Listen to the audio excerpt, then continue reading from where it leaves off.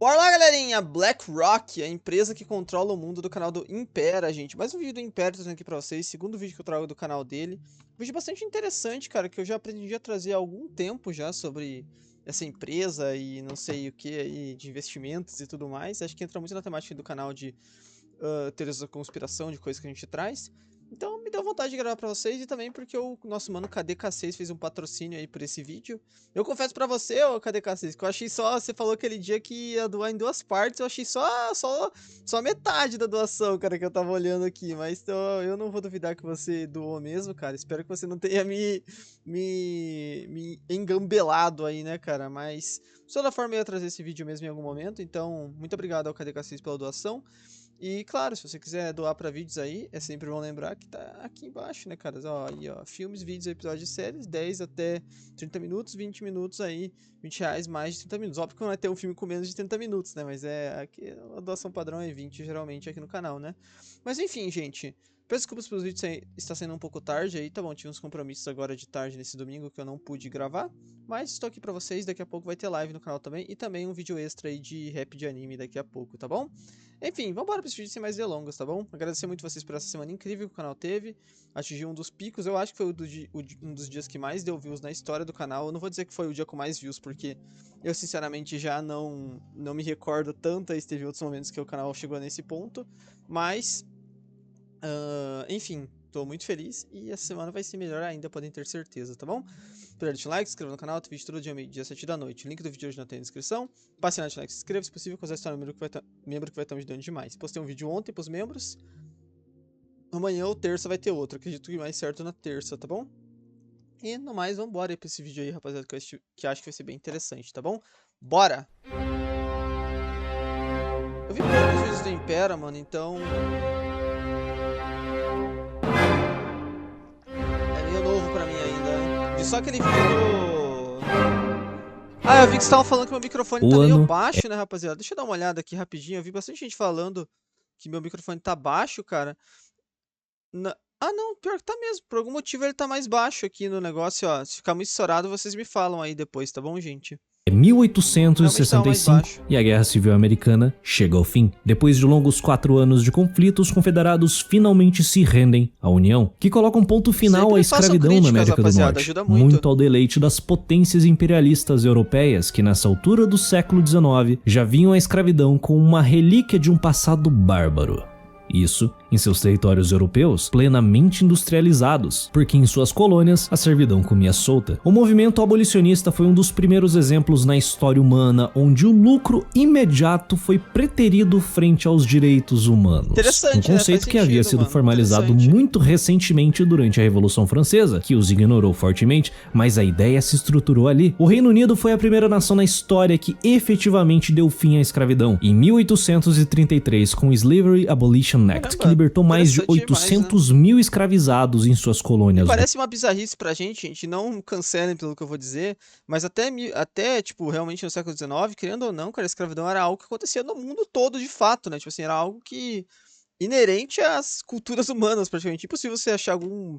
Possível eu não vou dizer que é, mas tipo assim, literalmente quase todas as culturas do mundo praticavam isso, né, cara, antes dos tempos modernos, né? O que é bastante bizarro de se pensar. Né? Caribe, África do Sul e Canadá. Mas é claro, nem tudo são flores. Deixar de tratar um negro como um objeto para tratá-lo como uma pessoa demorou mais um pouquinho. A escravidão sai de cena e as leis de Jim Crow assumem o seu... Mas o que isso tem a ver com BlackRock? Eu tô curioso. Entre o fim da Guerra Civil e o movimento dos direitos civis são quase 100 anos. E durante todo esse período a segregação racial foi lei nos Estados Unidos, Canadá e África do Sul. E posteriormente adotada na década de 30 pela Itália fascista e Alemanha nazista. Mesmo com a derrota do eixo e o colapso de suas teorias racistas, os burocratas americanos fecharam os olhos para como eles mesmos tratavam a população. Até porque a segregação, como ele falou, a segregação racial ainda vai ficar por uns bons anos nos Estados Unidos aí até ser finalmente aí negro em seu país, inclusive aqueles que sangraram e morreram nos campos de batalha da Europa e Ásia em uma guerra que não era deles. E foi assim por lei, pelo menos, né? Pelo menos não na... Até o fim da década de 50, quando o movimento dos direitos civis conquista a atenção do mundo e revela ao planeta o que estava acontecendo na América, um século depois do fim da escravidão, os afro-americanos finalmente haviam se tornado cidadãos, e o mercado estava pensando em como eles iriam fazer dinheiro em cima disso. Com o fim do apartheid americano, o apartheid sul-africano havia se tornado o novo elefante no meio da sala. A comunidade internacional não sabia exatamente o que fazer ainda, tipo com a África do Sul. Agora que na África do Sul é mais bizarro ainda pelo fato de que era num território africano, né, cara? Tipo assim, que fizeram apartheid, tipo assim, tomaram a terra e realmente segregaram as pessoas que eram os habitantes originais dali, né, mano? Os americanos perceberam que segregar pessoas com um pouco mais de melanina era errado, o resto do bloco ocidental deixa de fazer vista grossa ao racismo institucional de seus aliados. Nas décadas que viriam, sanções econômicas das potências ocidentais foram feitas contra a África do Sul com o objetivo de forçar o seu governo a derrubar as leis segregacionistas. Só que nesse caso não foram os governos que iniciaram as sanções contra o país, foram as empresas que começaram esse boicote. Liam Sullivan era um pastor batista, ativista dos direitos civis e membro do conselho da General Motors, que era na década de 70 a maior companhia do planeta. Como homem negro, ele era obviamente contrário ao regime do apartheid. Em sua posição de poder, ele resolveu fazer algo. Em 1977, ele desenvolve o que viria a ser chamado de Princípios de Sullivan, que foram 6 pré-requisitos que a companhia exigia de seus funcionários. A não segregação de raça em todos os locais, práticas de empregos iguais e justas para todos os funcionários, igualdade de remuneração para todos os funcionários, fase e tal, ok. Iniciação e desenvolvimento de programas para treinamento de preparação em números substanciais para cargos de supervisão de administração, uma espécie de cota, né? Aumentar o número de negros e outros não brancos em cargos de gerência e supervisão, melhorar a qualidade de vida de negros e outros não brancos fora do ambiente de trabalho.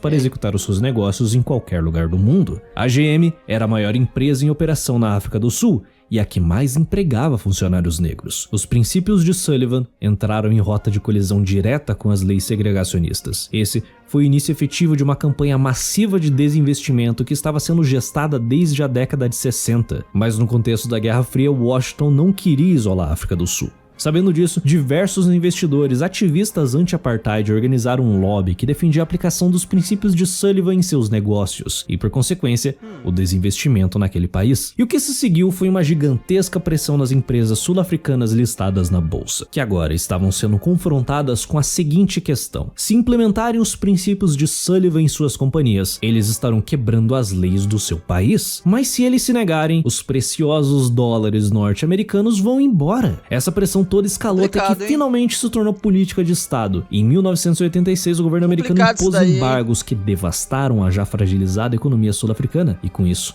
o resto do planeta vem a reboque. O regime do apartheid viria a colapsar 8 anos depois. O mercado aprendeu uma coisa nessa batalha de mais de 2 décadas travada contra o governo sul-africano: que pautas sociais são extremamente poderosas, independente de qual seja ela ou o seu objetivo final. Nesse caso, era literalmente o fim de um regime racista, mas as estratégias desenvolvidas e aplicadas nesse período... Tô entendendo a visão, que eles vão usar esse tipo de método para coisas hoje em dia que não tem nem um pouco do peso que o apartheid tinha, né? O apartheid tinha algo horrível que deveria ser acabado, né? Mas hoje em dia vão usar esse método para coisas que não fazem sentido, né? Poderiam ser a favor ou contra qualquer outra coisa, como por exemplo, o meio ambiente, que estava cada vez mais se tornando uma pauta relevante na política mundial. Em 2004 ocorreu o The Global Compact Leaders Summit, evento anual da ONU que reúne em Nova York líderes mundiais e os maiores players do mercado. Um pouco de inocência, eu não vou negar o aquecimento global, jamais vou fazer isso, né, cara? Mas eu não nego que os presidentes e líderes mundiais utilizam dessa pauta verde, por assim dizer, para impor regimes e coisas passar coisas que na verdade são para benefício próprio, né, muitas vezes. Agora, o fato é, cara, que eu digo pra vocês que é muito doido que você vê essas imagens de 2004, assim, claro, 2004 era muito novo ainda, mas, sei lá, esses encontros esses encontros globais que existiam lá na década de 2010, cara, e que eu via com muito bons olhos quando eu era jovem, assim, né, cara, parece que era tudo uma vibe até muito mais positiva, né, cara, encontro dos países e tal, e hoje em dia, cada vez, como você vai vendo como o mundo tem seus podres, né, cara, todas essas reuniões, tudo isso, parece que vai perdendo o brilho, né, cara, que tinha, tipo... Hoje em dia o encontro da ONU não tem brilho nenhum pra mim, né, cara? Buscar o comprometimento dos mais de 500 convidados a adotar e aplicar em suas áreas, seja governo ou companhias, um conjunto de valores fundamentais que iam de normas trabalhistas e combate à corrupção até direitos humanos e sustentabilidade. É nesse evento que nasce a ideia que viria a se tornar o ESG um ano depois. E o ESG, o que é isso, cara? Environmental, Social and Corporate Governance. O ESG é o sucessor espiritual dos princípios de Sullivan da década de 70, mas que expandiu em todos os sentidos as ideias formuladas por Leon naquela época. A classificação ESG tem se tornado um dos principais indicadores desde a crise financeira de 2008 e vem pautando as decisões das maiores companhias do planeta desde então, como Disney, Apple, Google, Facebook e Microsoft. Mas afinal de contas, o que é ESG? De maneira simplificada, ele é um conjunto de dados que classificam quão boa uma companhia é na gestão de riscos. Na perspectiva do ESG, é analisada a atitude dessas empresas às mudanças climáticas, como elas tratam seus funcionários, como é a gestão interna e o seu impacto na sociedade como usina de carvão e essas coisas é feia mesmo, né, cara? Esses dados são compilados e distribuídos aos investidores, para que os mesmos tenham mais informações para uma melhor tomada de decisão na alocação de seus recursos. E com isso, obtendo lucros investindo em companhias engajadas em combater os maiores problemas da sociedade. Praia de estreia para ser melhor diversidão e inclusão. Habitualmente batizado exemplar terá uma capacidade de companhias engajadas em Volkswagen ganha a versão básica com preço equivalente a 158. O modelo custa 28 euros com todos os sentidos. Combater os maiores problemas da sociedade. Muito lindo isso tudo, né? Deixa eu entrar em detalhes. Environmental. Você já deve ter reparado que eu já sei que, cara, que o Impera deve ser um cara, pelo que eu conheço dele, deve ser um cara bem de direita, assim, né, cara? Então, é óbvio que eu vou ter aqui, acho que nem tudo nesse vídeo eu vou concordar com ele, né, cara? Então, vamos ver. Vai ser legal conversar sobre esse assunto. Estabilidade e carbono zero se tornaram o mantra de várias empresas nos últimos anos. Cara, assim, a parada cara, tem coisas que eu sou a favor, tem coisas que eu sou contra, cara. Por exemplo, eu sou a favor realmente de acabar com essas usinas de carvão, essas coisas feias pra caramba, né, cara? Usina de carvão, usina de bagulho mineral lá, né, cara? Isso aí é zoado mesmo, né, cara? Não dá pra negar, pô. É zoado. Você vê a imagem lá do Assassin's Creed Syndicate, né, cara? Você vê que aquilo lá era insustentável mesmo, né, cara? O bagulho parecia, sei lá, cara. É assustador pra caramba. Mas fato é, cara, que também tem coisa que eu acho absurdo. Tipo assim, os caras falar que tem que acabar com vaca lá, porque vaca emite. Tipo assim, caramba, né, cara? Nunca existiu megafauna no planeta, nunca existiu animais grandes do planeta agora. Tipo, é ridículo, né? Então, assim, tem coisas que eu sou a favor, tem coisas que eu sou contra, cara. Disso é o ESG, que classifica todas as ações dessas companhias relacionadas ao meio ambiente, como elas lidam com resíduos gerados em seus processos produtivos, o quão eficiente é a utilização de matérias-primas na fabricação dos seus produtos, se eles utilizam fontes renováveis de energia, em resumo, o quão bem essa companhia gere os seus recursos naturais, com o objetivo de minimizar os riscos de sua produção, como, por exemplo, ficar sem água. E também busca reduzir a sua pegada de carbono, reduzir o desflorestamento e a destruição da biodiversidade, ou seja, o quão engajada essa companhia está no combate às mudanças climáticas com a intenção... Deixa a opinião de vocês aí, cara. Claro, sempre com respeito e tudo mais, mas deixa a opinião de vocês nos comentários aí que eu quero saber o que vocês têm pra dizer. De não comprometer o futuro da instituição a curto, médio e longo prazo. É daí que ideias geniais surgem, como a criação do mercado de créditos de carbono, o lobby para proibição de veículos com motores a combustão para forçar a população a adquirir novos carros elétricos, ou... Eu não sei, eu não manjo muito de carro, mas não me parece nem ser algo que vai ser... Eu não duvido que seja... que vão criar leis para isso no futuro, tenho certeza que vão, na verdade. Mas me parece que vai ser uma transição até que necessária, né, cara? Eu acho que a gasolina ela nunca vai tender a baixar jamais, ela vai só tender a subir, tanto pelo recurso, né, a escassez do recurso num futuro, tanto por situações que realmente essas coisas aumentam e nunca descem, né, e os países que, geralmente os países que tem esse tipo de commodity, sei lá se é isso que fala, né, não tem, tipo assim, são sempre países meio bizarros, né, então, tipo assim, eu acho que a transição pro carro elétrico vai ser algo que vai acontecer, mano, nos próximos 20 anos. Tirar o carregador das caixas dos novos iPhones. Isso é um absurdo, né, cara, Bom, Governance. Dos 3 itens que compõem o ESG, o Governance é o mais lógico de existir e o único a ser aplicado em sua totalidade a qualquer tipo de empresa. Ele consiste na classificação da gestão da companhia, como ela lida com a sua segurança digital, o combate à corrupção e suborno, a transparência de suas contas, se existem mecanismos que suprimam o conflito de interesses entre seus funcionários e muitos outros fatores de risco. Basicamente, essa é uma categoria que analisa a saúde dessa companhia.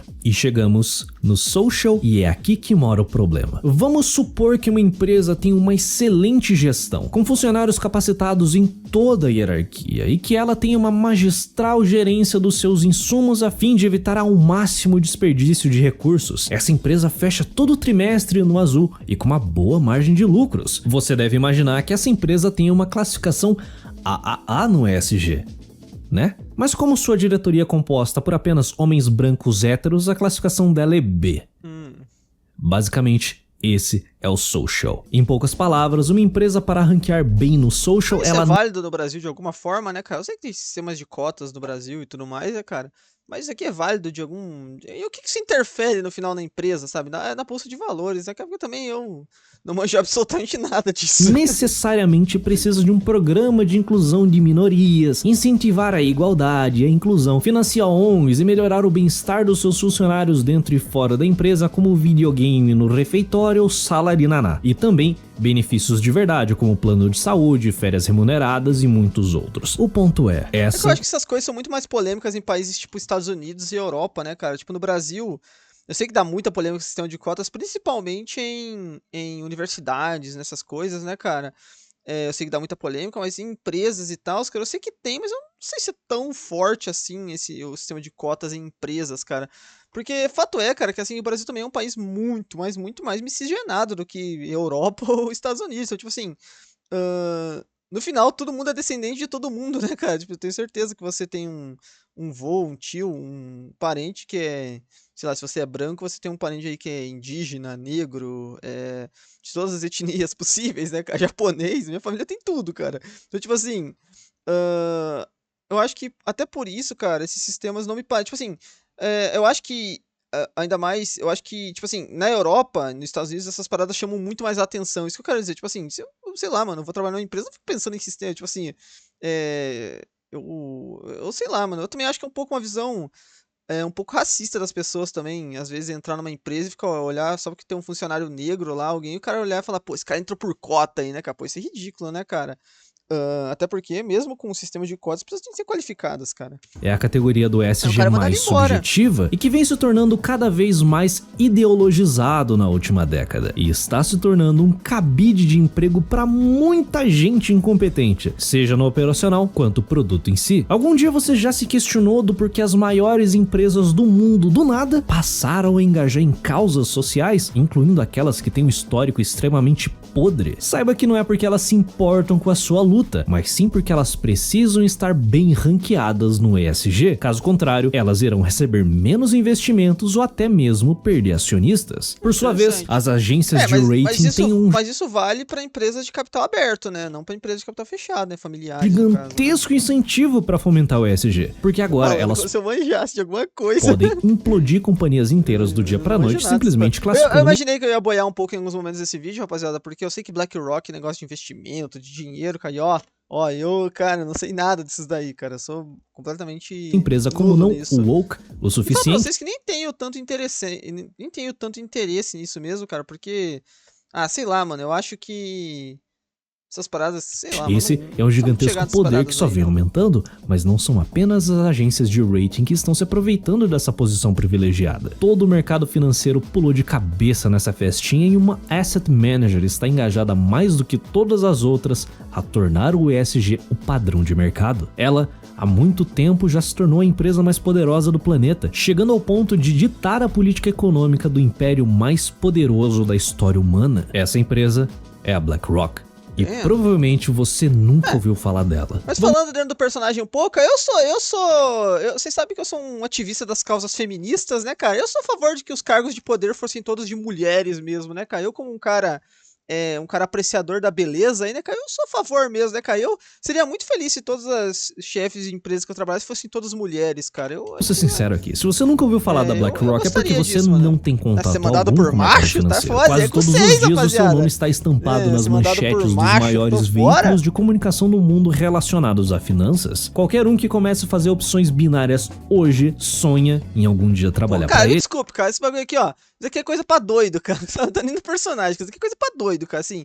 Só mexe com essas paradas, vou falar uma moral aqui pra vocês, só mexe com essas paradas aqui se você manjar muito mesmo, cara. Porque isso aqui, cara, ó, me parece puro delírio social isso aqui, cara. Olha, quem que fica olhando esses bagulho aqui, cara? Mas como a BlackRock se tornou... Eu prefiro ser pobre e não mexer num negócio desse daí, cara, de complicado desse, cara. Só de olhar o bagulho planeta, tendo... Eles querem fazer uma HUD bonita, né, mano? Mais de 10 trilhões de dólares em ativos sob sua gestão. Um pouco menos agora. Existem 3 razões pelo sucesso da BlackRock. A primeira delas é o seu fundador, Larry Fink. Segundo a história bonitinha que todo bilionário inventa para ser visto como homem do povo depois de ficar muito rico, Fink nasceu em 1952 na Califórnia. Sua mãe era professora e o seu pai dono de uma loja de sapatos. Em 1974 é graduado pela UCLA em ciência política. Em 76 concluiu seu MBA pela mesma universidade. Ainda em 1976, agora com 23 anos, ele inicia sua carreira no mercado não é uma liga de basquete? financeiro já sendo sondado pelos maiores bancos de investimentos da América, mas Fink decide trabalhar para First Boston, uma das várias instituições financeiras que surgiram dos escombros da crise de 29. Por lá,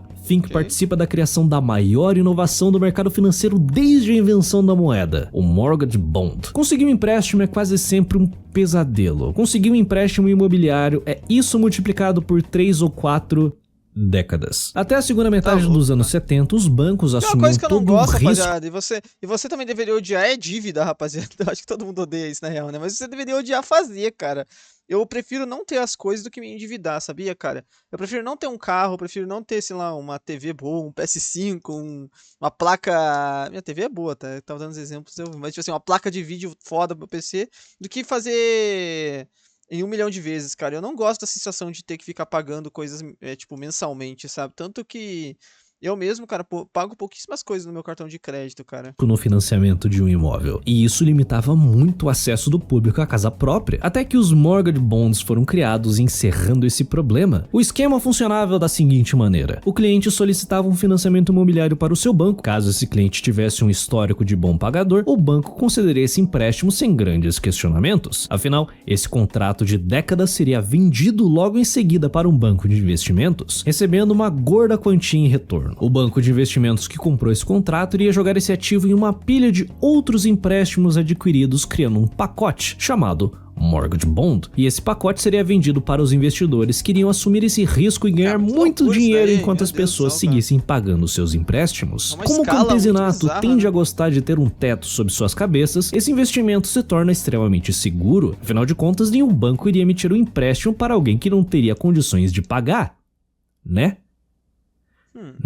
Bom, Larry Fink teve participação na criação desse produto e por sua competência e ambição. Você vê que eu nunca vi esse filme Lobo de Wall Street, cara? Quem quiser patrocinar aí ele subiu muito rápido na hierarquia da First Boston, se tornando o diretor mais jovem da companhia com apenas 31 anos. Muita gente tinha plena certeza que ele iria se tornar o CEO do banco algum dia. Seus colegas diziam que Fink sempre almejava possuir muito mais do que tinha. Ele sempre quis ser importante, ele sempre foi arrogante, cheio de opiniões, extremamente controlador e intenso, mas acima de tudo, o cara era um gênio, mas até gênios cometem erros. Ele colocou sob a gestão da First Boston mais de $1 bilhão, supervisionou negócios extremamente complexos, ele estava caminhando a passos largos para se tornar um dos nomes mais respeitados de Wall Street, até que em 1976 ele assume a posição por intuição própria, que acabou custando a First Boston mais de $100 milhões, e do dia para noite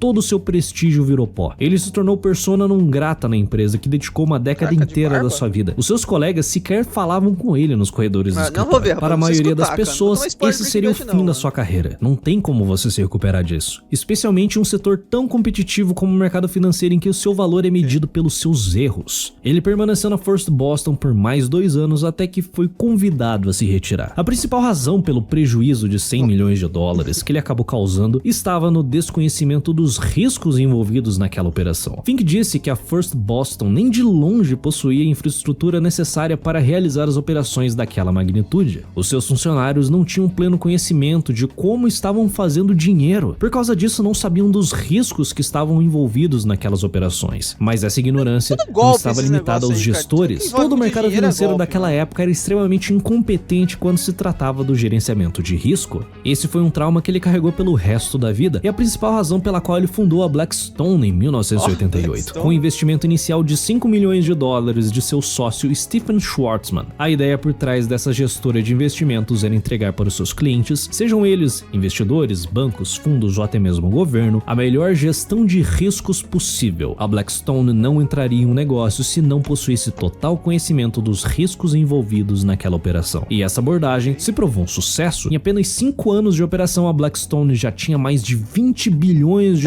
sob gestão. Mas sempre tem um mais, né? Larry Fink e Stephen Schwarzman não tinham uma relação lá das melhores e viviam batendo... Tá, eu entendi aonde isso aqui vai desencabar.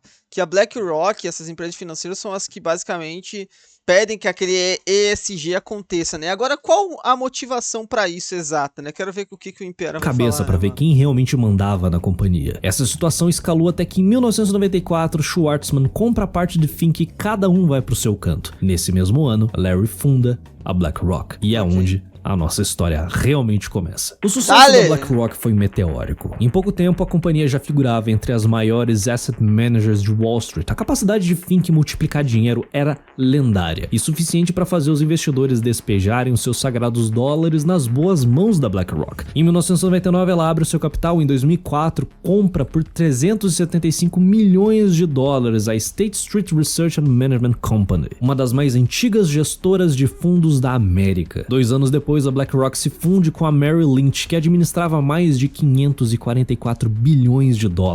E em 2009 adquire a divisão de investimentos da Barclays, um dos bancos mais tradicionais e importantes. Eu tô ligado, a Barclays Premier League, né, cara? Quem lembra? Eu sou do tempo que chamavam a Premier League só de Barclays. Eu lembro disso. Quem lembra, cara? Não, hoje vai ter jogo da Barclays, cara. Do mundo que está em operação desde 1690 por míseros... Aliás, chegou até aqui, deixa o like, se inscreva no canal, não custa nada e você vai estar me ajudando demais. Tá bom? 13,5 bi. Nessa altura do campeonato, a companhia já figurava entre as 5 maiores asset managers do planeta, só que ela iria se tornar ainda mais poderosa. A segunda razão pela qual a BlackRock se tornou a empresa que controla o mundo é a crise de 2008. Lembra dos mortgage bonds? Os bancos obviamente não liberaram financiamento apenas para as pessoas que conseguiram comprovar a sua capacidade de honrar suas dívidas. Até meados de 2007, qualquer um conseguia um financiamento imobiliário sem qualquer questionamento do seu banco. Esses contratos de altíssimo risco eram chamados de subprime. E se você não tá com tremedeira sobre essa palavra, deixa eu resumir. Dei vários subprimes pra mim lá na Twitch, quem puder, hein, rapaziada. Tem a crise de 2008, um parágrafo. Nossa, aliás, sabe uma coisa que eu nunca mais vi, cara? Olha, isso que é bom de você trabalhar com a internet, cara. Às vezes você tem essas paradas, cara. Eu nunca mais vi se eu recebi algum dinheiro daquelas minhas lives que eu faço na Twitch, porque...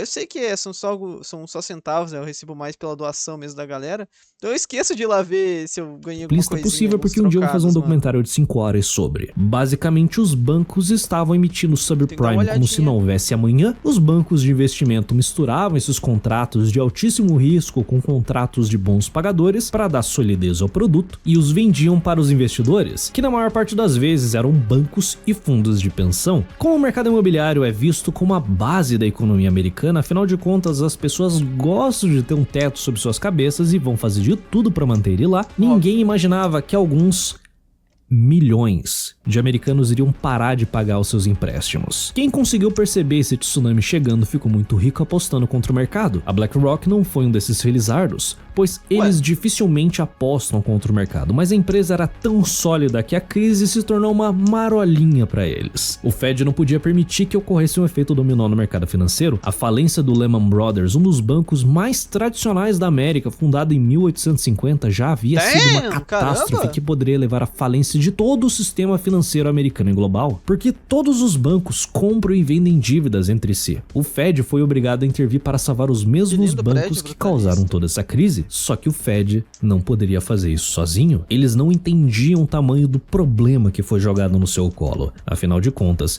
se eles soubessem do risco que representava os subprimes, é bem provável que essa bolha nem teria estourado naquele momento. Eles buscaram suporte no mercado financeiro, e a única instituição que estava lidando muito bem com essa crise era justamente a BlackRock, que desde 2007 já vinha trabalhando para salvar bancos e outras asset managers do colapso. Vai se dar muito bem, basicamente vai ficar muito milionário. Como a JP Morgan e o Bear Stearns. Larry Fink, desde o início de sua carreira, tem um excelente trato com os burocratas de Washington. Muitos dos oficiais do governo foram seus colegas na UCLA, e muitos dos seus funcionários já haviam trabalhado no Fed e vice-versa. A BlackRock está intimamente ligada ao governo americano desde a sua fundação na primeira metade da década de 90. Dado o cenário apocalíptico e a atuação da empresa no meio-ano que antecedeu a falência. Isso é esperado também, né, cara? Toda empresa grande vai ter um tipo de influência no governo. Aqui o velho da van não tem influência lá, né, cara? Então não conseguiu fazer as paradas ter taxa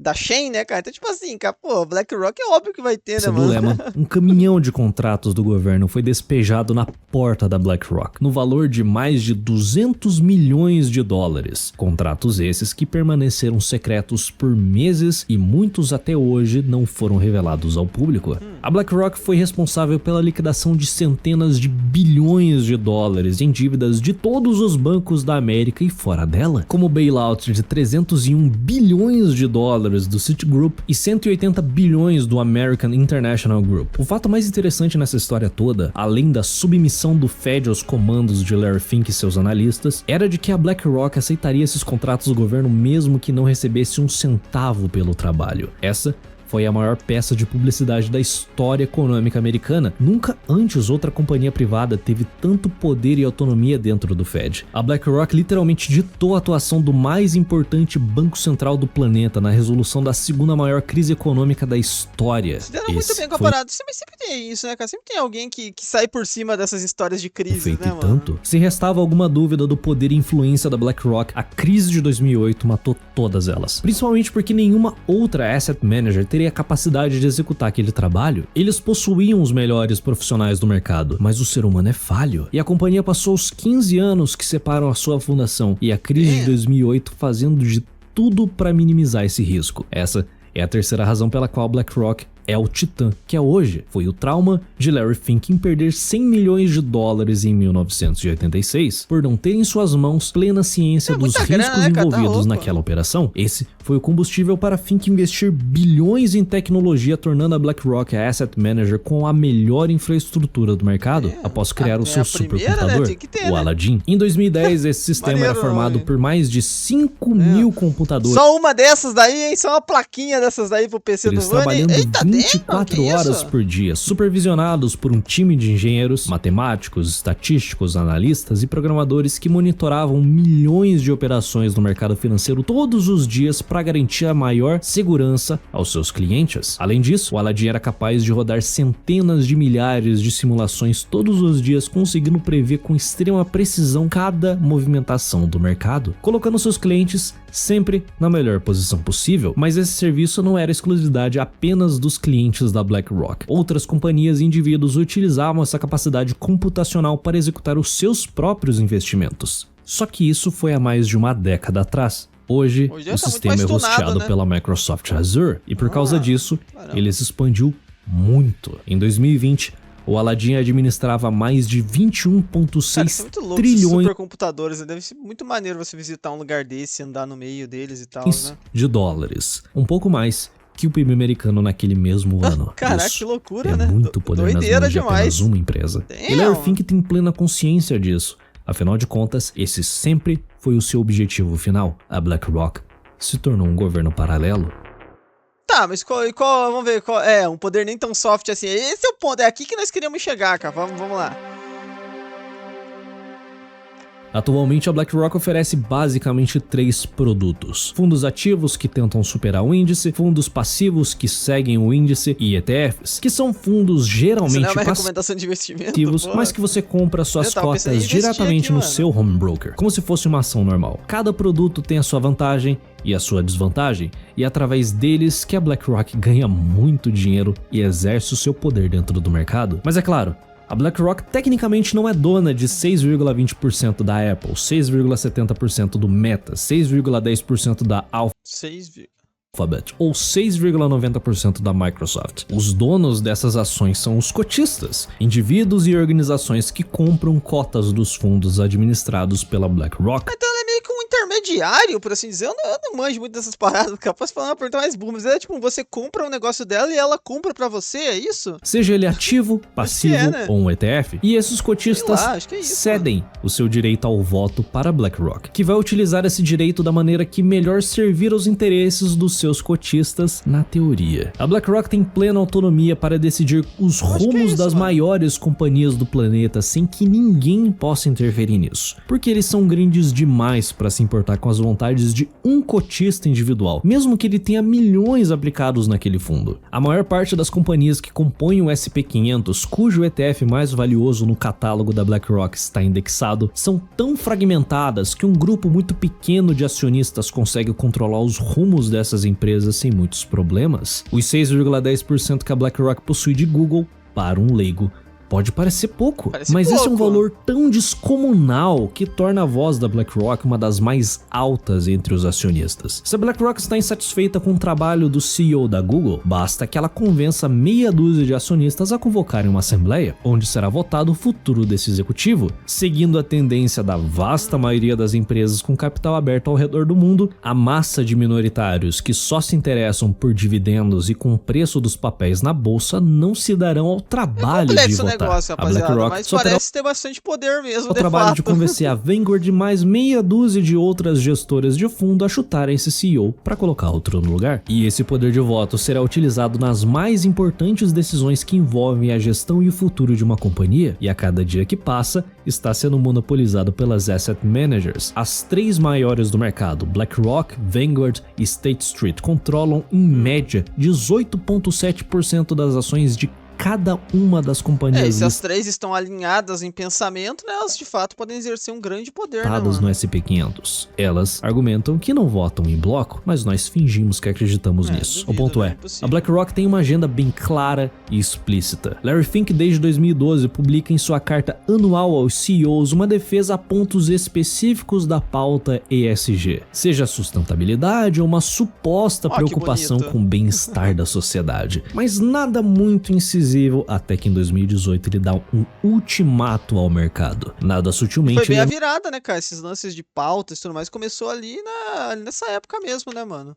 Anuncia que as empresas que não se submeterem ao ESG não receberão investimentos de sua empresa. Ele diz que a sociedade demanda que as companhias públicas e privadas sirvam a um propósito social, que as empresas não devem se importar única e exclusivamente com o lucro, mas também em contribuir positivamente com a sociedade. E deixa bem claro que as empresas que não estiverem profundamente engajadas com qualquer coisa que seja tendência no momento serão boicotadas pela BlackRock. Mas palavras ao vento? É só ignorar, né?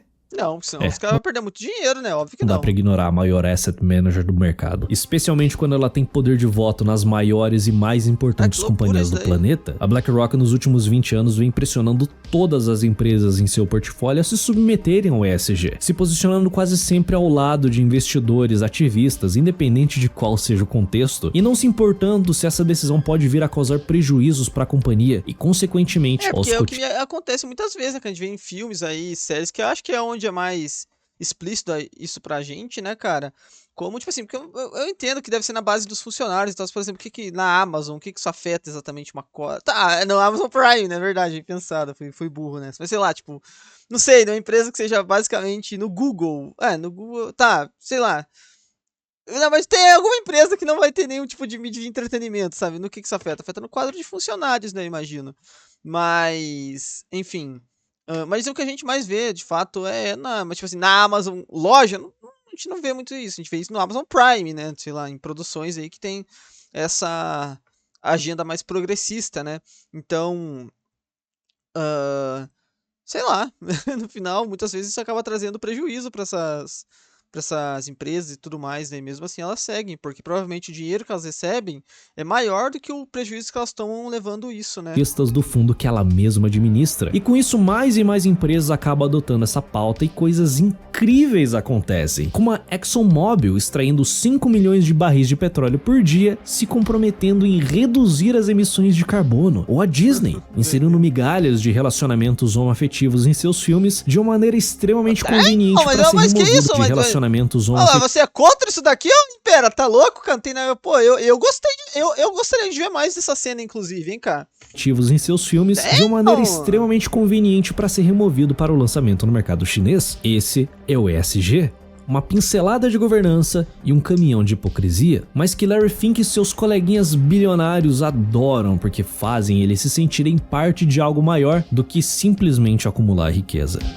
A pandemia do Covid-19 foi a reafirmação do poder da BlackRock dentro do governo americano. O mercado financeiro já estava se preparando há muito tempo para a maior depressão econômica da história, que ironicamente será um efeito rebote da intervenção dos bancos centrais durante a crise de 2008, mas esse é um assunto para outra hora. A paralisação da cadeia global de suprimentos colocou a economia de todas as nações de joelhos. O lockdown foi algo que nem o mais pessimista economista austríaco que enxerga crises em todos os cantos poderia ter previsto. Os efeitos dessa política levaram décadas para serem plenamente compreendidas. Mas podemos afirmar, né, cara? Com alguma se tivesse segurança... aberto um canal de react nessa época, né, cara? Pô, deve ter sido muito... Imagina, os canais explodiram muito nesse tempo, né, cara? Que vacilo meu, né? Mas eu tava... Nem tinha como, eu tava no exército. Isso aqui foi terrível. Pô, a pandemia teve início em dezembro de 2019 na China, mas os primeiros efeitos econômicos já foram sentidos em fevereiro, mas foi em março de 2020 que as bolsas ao redor do mundo derreteram. A segunda semana daquele mês foi a maior carnificina de valor desde 2008. O Dow Jones despencou 7,79% no dia 9. 2008 foi maior ainda, será, cara? 9,99% no dia 12 e 12,9% no dia 16, forçando a bolsa a acionar o circuit breaker pela terceira vez em 2 semanas. Londres, Nikkei, Xangai, Frankfurt e todo o resto do planeta se viu uma situação ainda pior. A B3 interrompeu as negociações 3 vezes entre os dias 9 e 12 de março. Foi uma catástrofe que parecia ser o início da Grande Depressão que está sendo gestada desde 2008. Os mercados despencaram mais de 30%, mas não foi dessa vez. Os bancos centrais interviram muito rápido antes que as coisas escalassem. E adivinha quem tava lá pra limpar a bagunça e colocar as coisas no lugar? Em 25 de março de 2020, o Fed oficializa a contratação da BlackRock para executar aposto que eles devem ter ficado mais poderosos ainda serviço depois disso, muito similar ao realizado. Como a gente percebeu aí, conseguem lidar bem com essas situações de crise, no sentido de que sempre se saem melhores do que estavam antes, né? São caras que aprenderam 2008. A crescer nisso, Eles iriam estabilizar e acalmar o mercado novamente, impedindo um potencial efeito em cascata. O Fed, pela primeira vez na história, passa a comprar dívida das empresas e ETFs. E quem iria decidir de qual empresa a dívida seria adquirida, ou ETF, seria a BlackRock, que junto com a Vanguard e a State Street controlam 80% dos ETFs disponíveis no mercado. Esse era um ótimo negócio, mesmo que o Fed estivesse pagando um troco de pinga pelos serviços da BlackRock. Não que Larry Fink desse a mínima para esse pagamento. Apenas o fato de que o Banco Central americano está comprando ETFs já era o suficiente para bagunçar o mercado. Os investidores não precisavam pensar muito. Se o Fed está comprando o ETF X, eu vou comprar ele também, principalmente aqueles da BlackRock, uma vez que são eles mesmos que estão coordenando essa operação. Muito simples. E só esse fato tornou produtos que já eram grandes em colossos, literalmente do dia para a noite, fazendo a BlackRock muito mais rica, fechando o segundo trimestre com um lucro de 1,2 bilhões de dólares e administrando 7,3 trilhões. Afinal de contas, 8 dos 16 ETFs adquiridos pelo Fed eram produtos dela. A injeção de 8,7 bilhões de dólares apenas em ETFs conseguiram segurar o mercado por algum tempo, mas a pandemia seria o pesadelo do governo americano por mais 2 anos e durante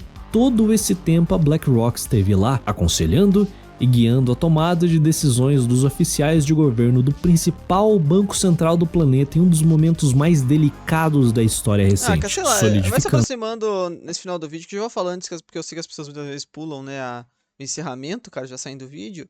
Cara, sincero pra vocês, cara, parabéns pra eles, né, cara? Parabéns pra eles aí que conseguiram esse nível de influência e tudo mais, cara. E sei lá, mano, eu sinceramente, cara, eu entendo que essas coisas interferem na vida de muita gente e tudo mais, né, cara?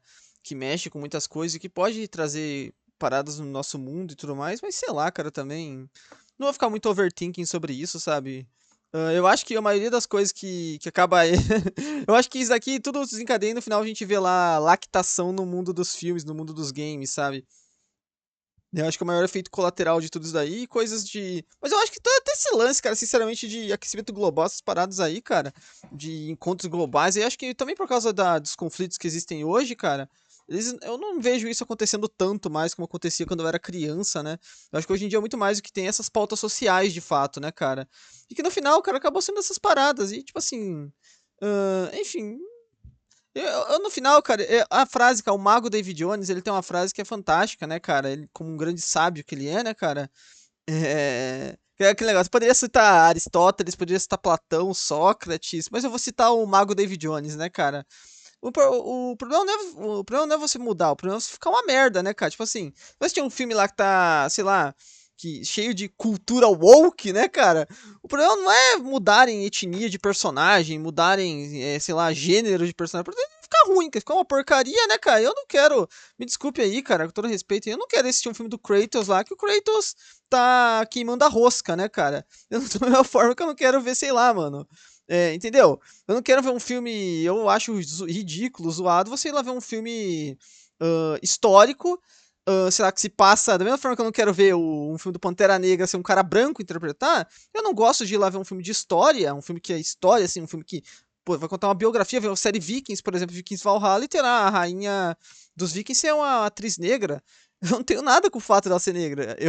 O problema é ela tá interpretando um personagem que não faz sentido estar ali, né, cara? Que está ali simplesmente pra querer enfrentar o público, né, cara? Tipo assim, querendo inserir aquilo de forma brutal na parada. Tipo assim, ó, você vai ver isso aqui, você é obrigado tipo assim, porque a série se. Tudo bem, você vai falar, quem for defender assim vai falar, não, mas a série tem um monte de coisa. Mas não, cara, mas você quer ter um mínimo de realismo na história, né, cara? Não tem problema você introduzir um personagem que veio da África, como na primeira temporada tinha uma mina que era chinesa. O problema é você querer fazer um anacronismo histórico de coisas que são atuais, né, cara? O mundo hoje é globalizado. Você tem pessoas de todas as etnias em todos os lugares do mundo. Naquele tempo, não, cara. Naquele tempo, todo mundo veria aquilo ali, né? Que falaria, ué, mas tem uma coisa errada aqui. Fariam comentários, fariam coisas, né, cara? A gente sabe que aquilo ali é uma inserção de fora da história, né, cara? Enfim. É só isso que eu tenho pra dizer, cara, sobre tudo isso. A sua posição de governo paralelo, eles de fato conseguiram se tornar o mais perto que uma empresa privada. Eu ligo quando é uma história, por exemplo, é uma história totalmente fictícia mesmo, sei lá, como, por exemplo, a mina de como treinar o seu dragão, cara, não ligo, cara, sinceramente. Agora, quando é uma história que quer se dizer como histórica, aí eu acho zoado, cara. Ou se passa num período histórico, aí pode chegar de ser um banco central. Eles são grandes demais pra falir. Minha namorada, uma vez, estava assistindo aquele episódio daquela Bridgerton, cara. Aquilo lá, pra mim, é uma das coisas mais pavorosas que existem no mundo, assim. É tudo horrível, né, cara? Até as músicas, é tudo música moderna, versão. Nossa, é tudo horrível, tudo um anacronismo, um absurdo. Eu me sinto atacado fisicamente como apaixonado por história, um cara que fez faculdade de história, cara. Eu me sinto...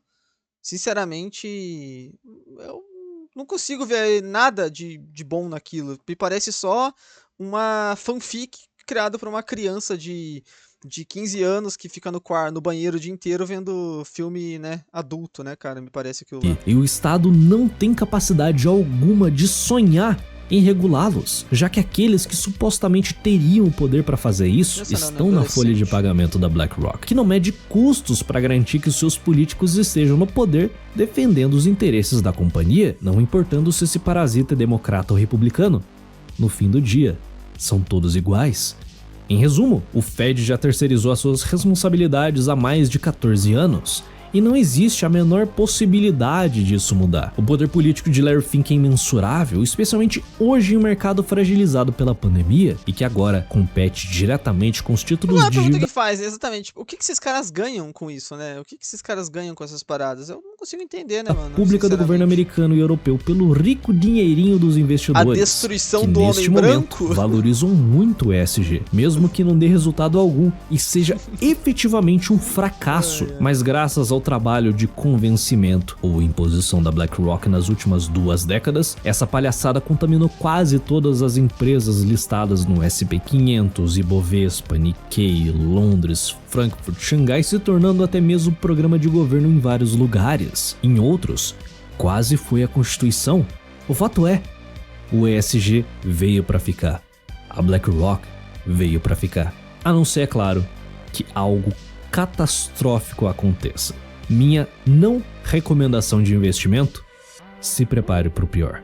Damn. Ok, rapaziada.